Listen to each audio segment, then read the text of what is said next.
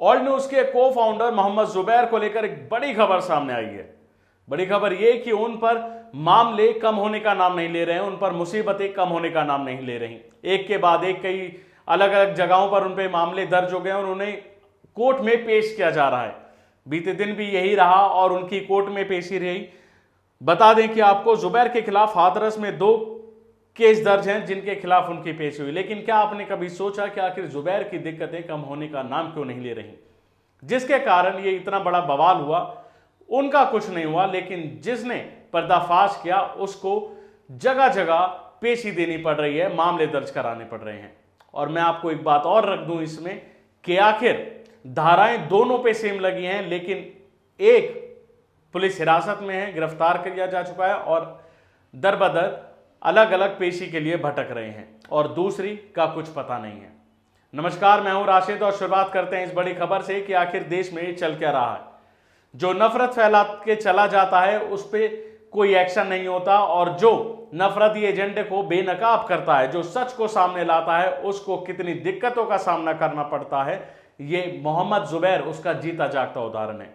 मोहम्मद जुबैर को आप देख सकते हैं कि ये ऑल न्यूज चलाते थे, जिसमें जो एजेंडे होते थे, जो झूठे फेक वीडियोस होते थे, जो नफरती एजेंडे होते थे, जो झूठे बयान होते थे, जिन्हें एडिट करके दिखाया जाता था, उनका पर्दाफाश ये मोहम्मद जुबैर करते थे।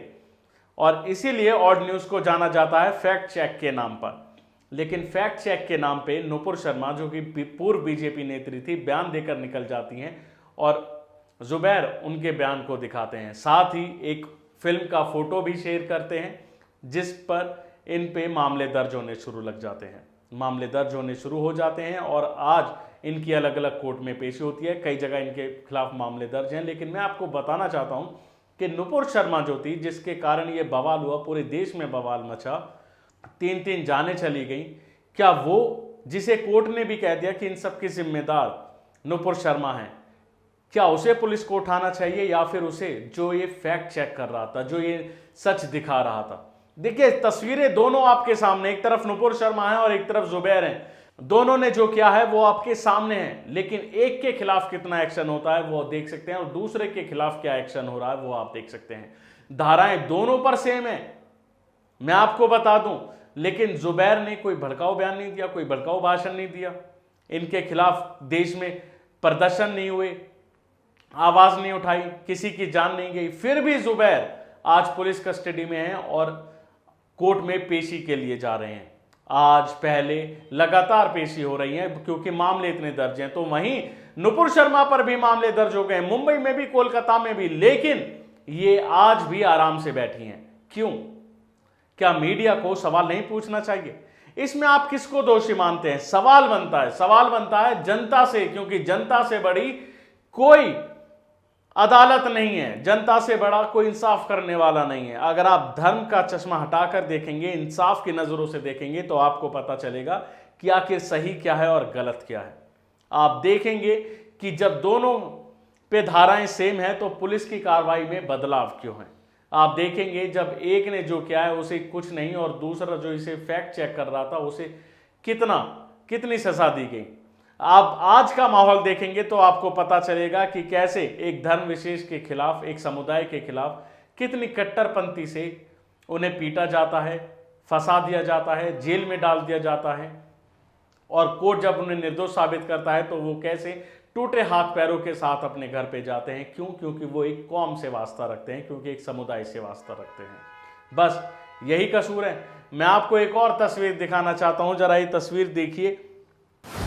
शाहनवाज अंसारी कहते हैं कि मोहम्मद जुबैर पर जो धाराएं लगी हैं वही धाराएं नुपुर शर्मा और बजरंग मुनि पर भी लगी हैं। गौर कीजिएगा। लेकिन नुपुर शर्मा आज तक गिरफ्तार नहीं हुई और नफरती कीड़ा बजरंग मुनि जमानत पे बाहर है, जबकि जुबैर के लिए एसआईटी गठित की गई है। मानो जुबैर ने ट्वीट करके बहुत बड़ा जुर्म कर दिया हो। बजरंग मुनि वही हैं जो अपनी गाड़ी में चल रहे थे और एक समुदाय की बहन बेटियों के खिलाफ जमकर जहर उगल रहे थे। देखिए, ऐसे ऐसे बयान आते हैं, खुलेआम बयान देते हैं और ये इनका कुछ नहीं होता।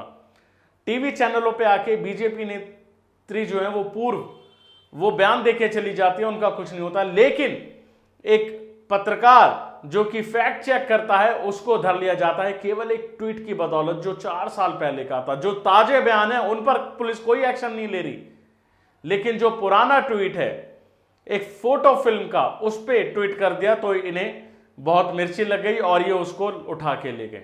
सोचिए कौन सा बड़ा अपराध है, जरा सोचिए।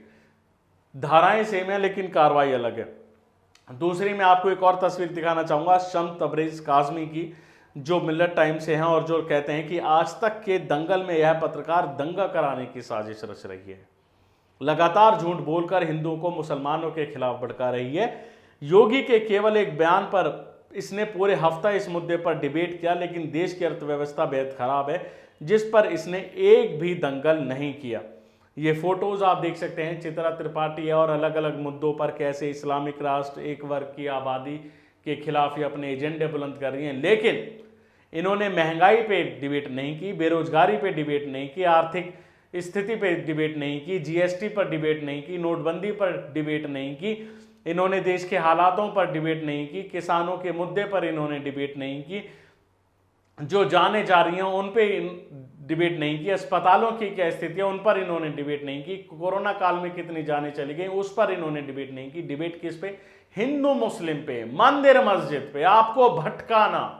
ये सारे बुनियादी जरूरतों से आपको भटकाना चाहते हैं और इसीलिए आपको ये सब दिखाते हैं ताकि आप हिंदुत्व का एजेंडा मजबूत करें।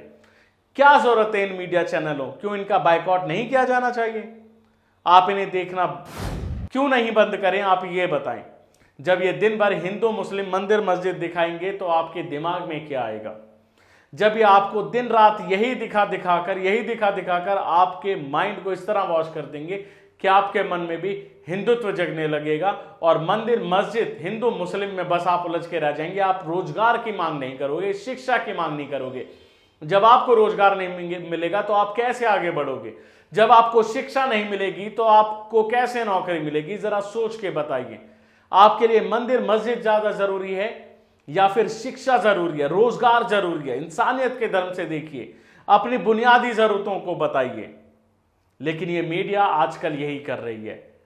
इसीलिए सच दिखाने वाले जुबैर को अंदर कर दिया और नफरत फैलाने वाली जो उसने बयान दिया था नुपुर को, वो आज तक बाहर है।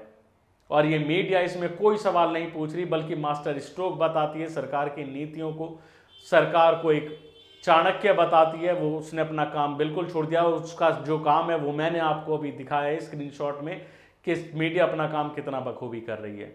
आप इस वीडियो से क्या समझते हैं वो हमें कमेंट बॉक्स में ज़रूर बताएं। शुक्रिया।